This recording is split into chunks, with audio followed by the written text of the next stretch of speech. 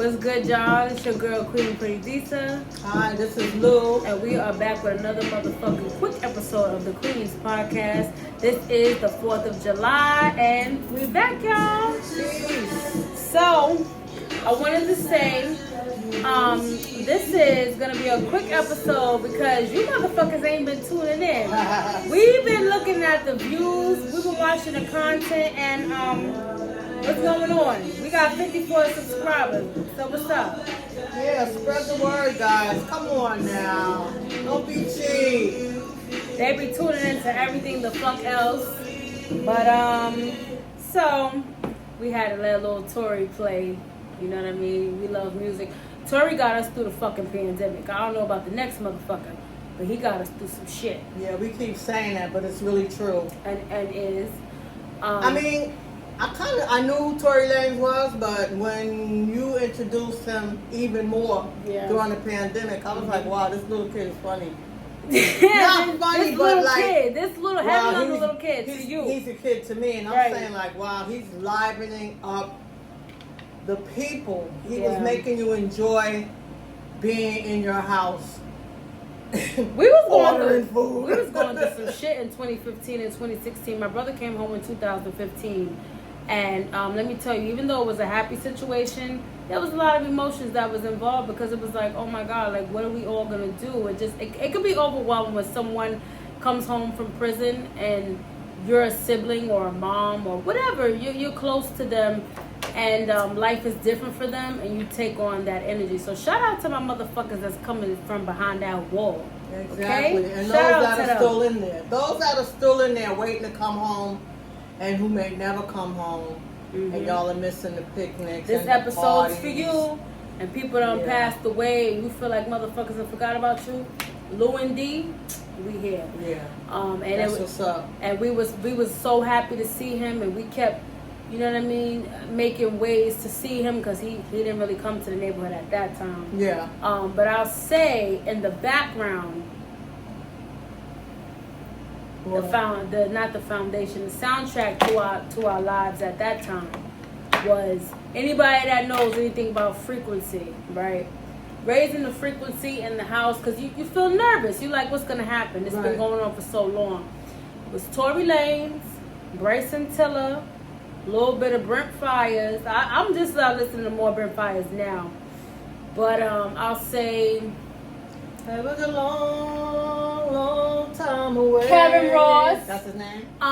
Casanova. Oh! So, baby girl, I'm coming home.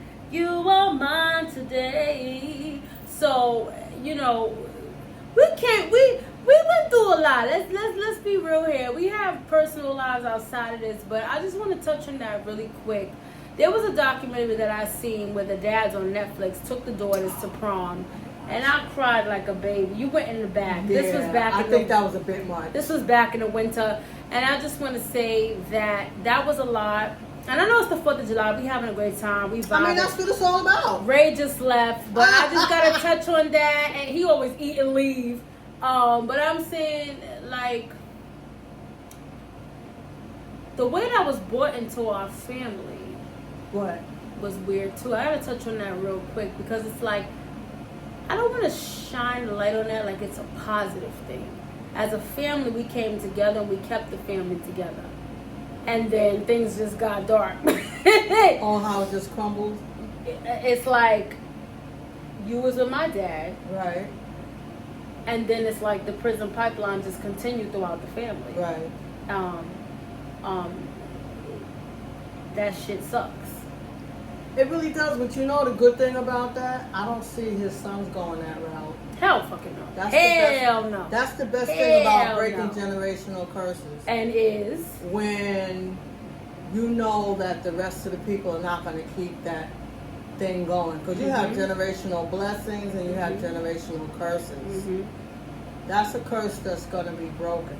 Oh yeah, for sure. It's already broken. For sure. Even those of us that have a temper. Hello. Yeah. So yeah, I just wanted to touch on that real quick. But I wanted to say The Chi again.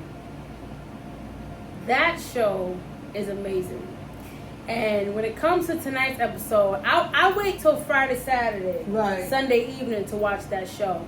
So I don't know what this episode is going to be tonight when I watch it, or tomorrow morning when I watch it.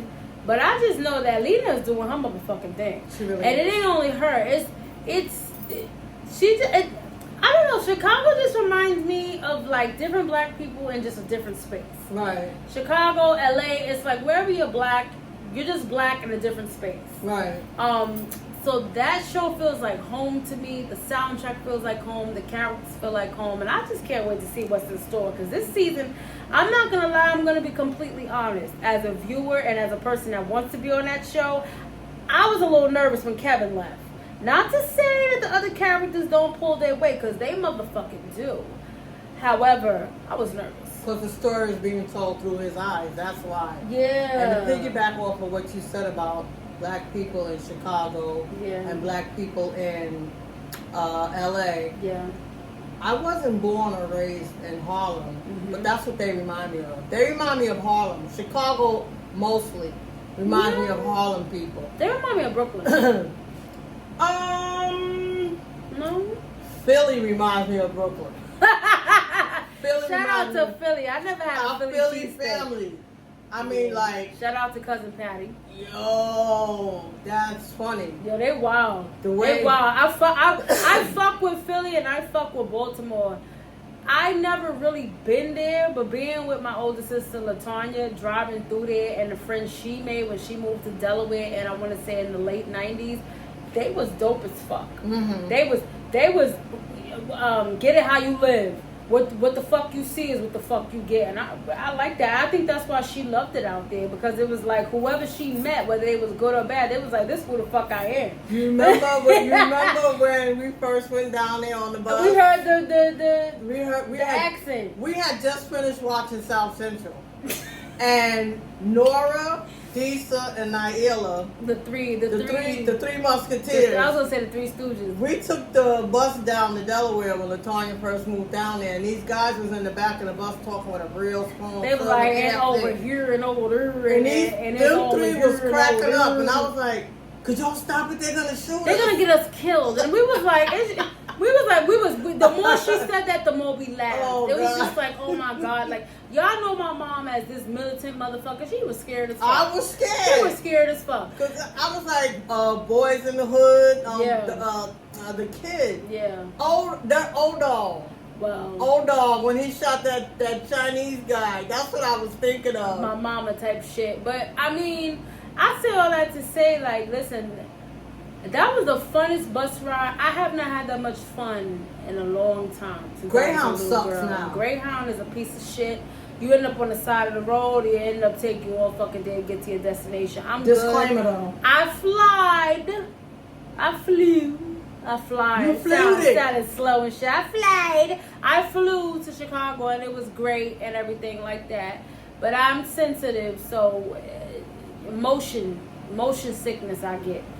I don't want to be in the air or in a car longer than an hour and 45 minutes. Like, that's where I draw the line. That's a bit much anxiety for me. It wasn't even, I felt anxiety, and everybody clapped, and I was praying when they landed and everything, but I was just like, yo, like, I don't see me doing this shit anytime soon. Yo. I don't know how people do it. You know what was funny though? The way you told me they treated you like royalty. Y'all ever seen the movie called What About Bob? So, Bob, long story short, he had all these different phobias and shit, and I mean, it's not my fault. It probably come from your DNA at the end of the fucking day. I don't know. And I was just like, the nurse, she was all strange. She's like, how'd you do? You know what I'm saying? And I was like, oh, I did good. And, you know, and then, like, we got our flight. We got our new person on the flight and whatever. And, you know, it's her first time flying. They said my name. My heart dropped. And then, you clap when you're getting off and everything. And, you know, she's like, okay, you did good. You know, she patted my arm. She hugged me. We got off and everything. And I was just like to myself, like, I ain't never doing this shit again. I don't know how I'm getting home. And, you know, it just was funny. Like, she just kept making sure I was good. But she don't know. The intrusive thought to my mind was thinking about dropping out that shit. I was like, oop. Anybody else ever feel like that? I don't know. But yeah, I did. When I had my anxiety was at a 10. I don't know how I was able to walk and train and be outside at night by myself. Just your fight or flight just kicks in when you're younger. Fight or flight keeps people alive. Yeah, well, it wasn't helping me. Whether you want to believe it or not. With so many deaths in our family, and your brother going to prison, all of that happened at the same time, and me losing my job, my fight or flight just went on pause. You sound like Uncle David. It went on pause because that first time I went to downstate by myself without you that Sunday, I was going to jump out that car. The only way I stayed focused was not to look at the road because the car was going. I know that feeling. And I had to sit in the front. Now, if I wasn't sitting in the front where the driver was, I probably would have been fine. But I was in that front seat and that car was going, and I kept looking out the side, and I said, I'm gonna jump out. And so I'm the opposite, right? Before I was healed from my anxiety, because I think we all have anxieties.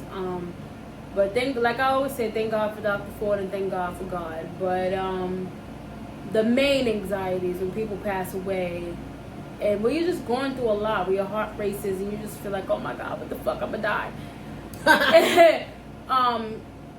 The main thing for me, so I'm the opposite. If I'm in the front, I'm good. But if I'm crowded with people, I'm not good. And that's why I'm like, how the fuck am I going to concerts? Because I go to so many concerts and I be like, oh my God, like, but I don't stay longer than an hour. Because when I start feeling like, ooh, the incense, all the air, I feel like everybody's breathing my air. I'm just like, oh no, I gotta get out of here. Panic attacks along with anxiety. Oh no! I always understood what anxiety was. Oh no! But I never had. I had panic attacks, but I was able to suppress them. Mm-hmm. But thank God for the acupuncture, Miss Chang. Yeah, shout out to Miss Chang on Williamsbridge Road. Thank you, she Miss is Chang. dope. She worked with me for 2 years with those needles. She's lit. When I can't make. I don't like to do this, but it is what it is. We gotta call it what it is. You gotta call a spade a spade. All of these different healers, and I think we're healers too, but we have trouble tapping into our power. We help other people, but sometimes helping ourselves can be overwhelming. Well, the healer can't heal themselves. Right, exactly. And so I've run across so many different people. Miss Chang, Dr. Ford, Dr. Caseman. All of these different people are local. They're New York people, and I believe that they are here to help Suhan. Different, right? That was my chick. That was my chick. Yo, let me tell you a quick story about Suhan. So I went to her when my brother passed away, and I was just like, oh my God, like this is gonna get a little weird, and don't look at me like I'm crazy because I'm not. But when you're very into certain, when you're close to your siblings, I'll say that you're like super close. Because me and my other siblings have different dads. Me and my brother, we have the same dad, and I just feel like we're all close, but it's just a little different. I felt like he was standing behind me one day, and I had this acid reflux that made it feel like that. And I broke this down to Dr. Ford, and he was like, I get what you're saying. Mm-hmm. He didn't make me feel crazy, and I'm like, nah. I'd be like, I don't feel crazy. Like, that's how I feel. And so I went to her, and she was able to help me. So... because I went to him on a Saturday. I went to her on a weekday. He don't take weekday patients. I don't know why anymore. But anyway, she helps me, and everything is coming down. And everything comes down, and everything settles in a certain area. In our beginning, in our first chakra. When I tell you, I was like, I need to have sex. I was like, no, this shit won't stop. It kept going boom, boom, boom, boom, boom, boom, boom. When I was a kid, that's a vibration. When I was a kid, and I was like, oh my God, I whenever I eat this potato chips, sour cream onion potato chips, I feel this feeling. Yeah, your twing goes twang twang. Bang bang, and I was like, yo, this is some bullshit. This is some wang wang, and you know. So, but that you know, that was that. But real quick, I just gotta say, does anybody ever feel lately like this weather has taken them the fuck out?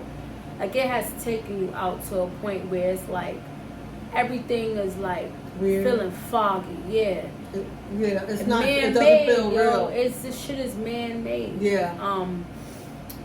And I I don't know. I'm touching the mic because I'm making sure it's good. But I'm just like, at the end of the day, that shit was weird. Last week, and then I'm like, my neck was tight, my shoulders was up, and everything. Thank God I got an appointment next tomorrow. But I was just like, what the fuck is this? Where is this shit coming from?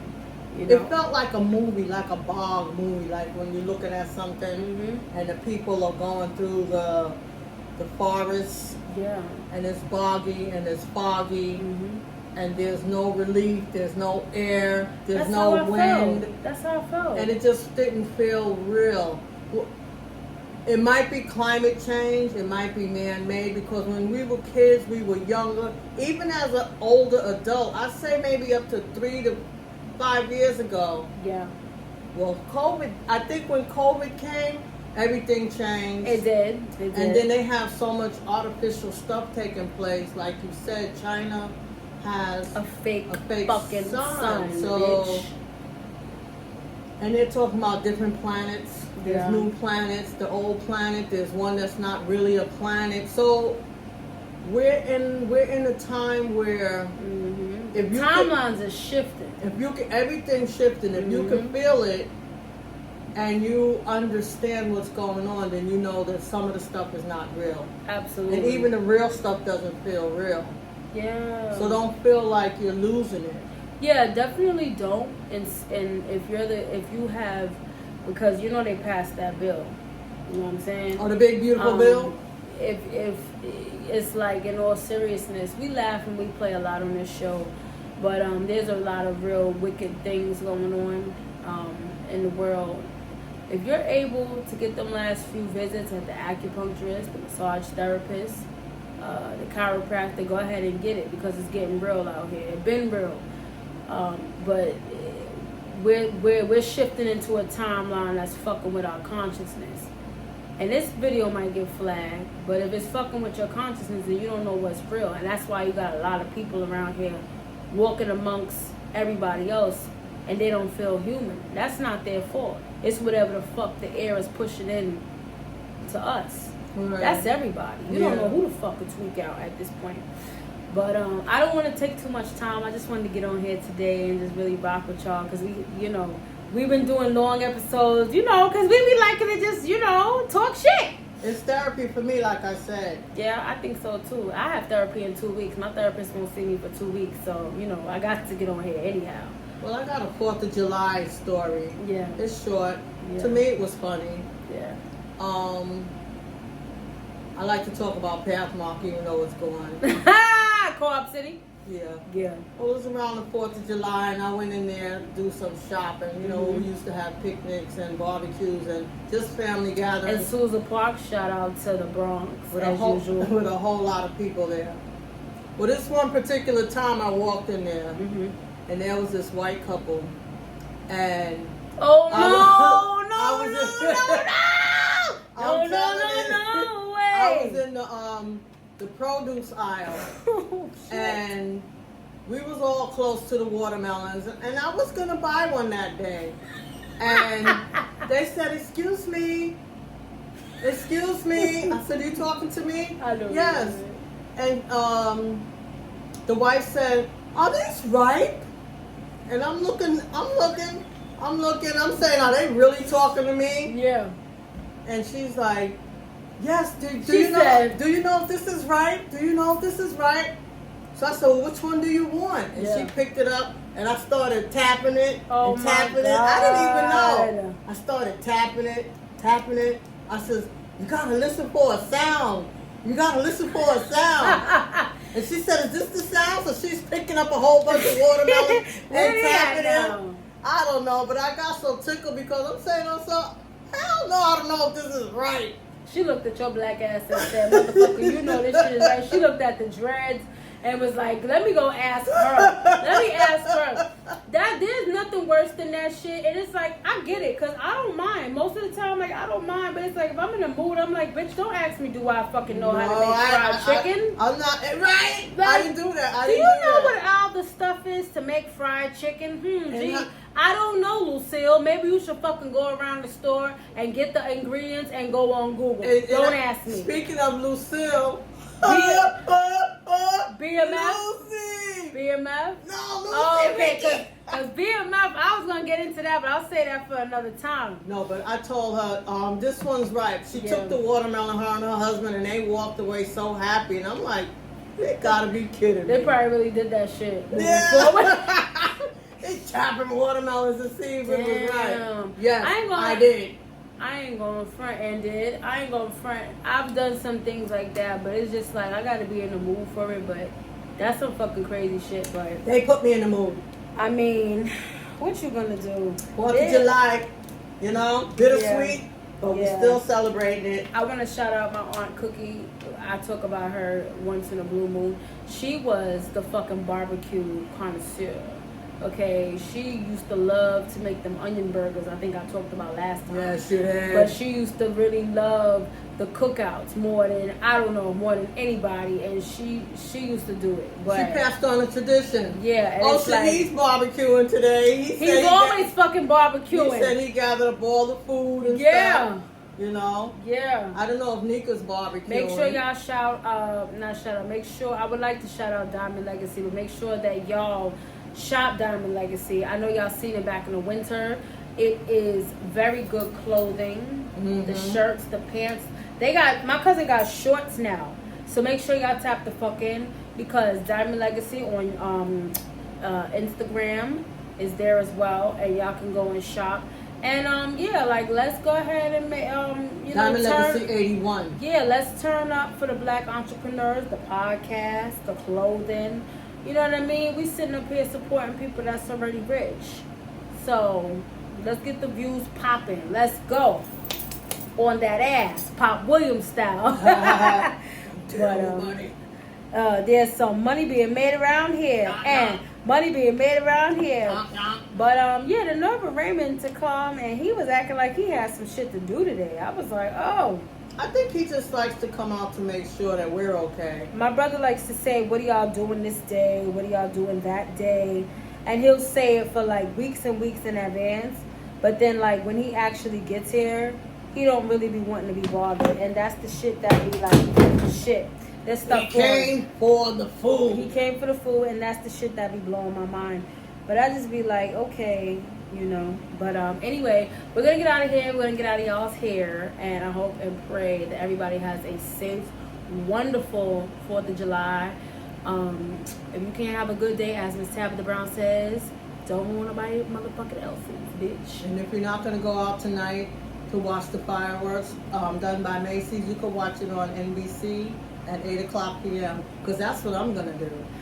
And she will. And she'll be clapping like she's at the actual fucking show.